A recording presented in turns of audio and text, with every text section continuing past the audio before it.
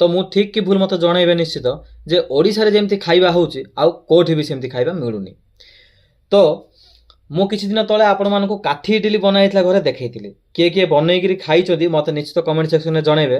तो सेमती ही किछि आज आउ गोटे जिनस बनौची चलो देखिबा।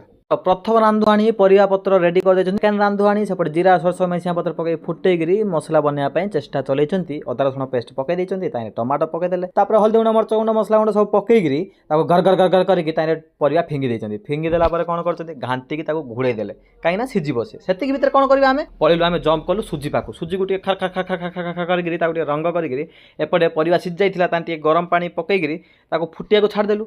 फुटीगला ना पानी एबे पकेबा सुजी। सुजी पकाइगला। सुजी पकेला पर कोन करबा गा गा गा गा गा गा करगिरी ताने टिके घियो पकेकी शांत कराला। शांत करगिरी ताको घुड़े देला परे हेगला मसला उपमा। आ मु धाई पळिची सेति भीतर आनिया पय कोन ना पूरी आ बरा सब जिंस कोन घरे करिया। मम्मी बाडे मते धरिगिरी तो मु चली खाया पय आपन बनांतु मत जणांतु।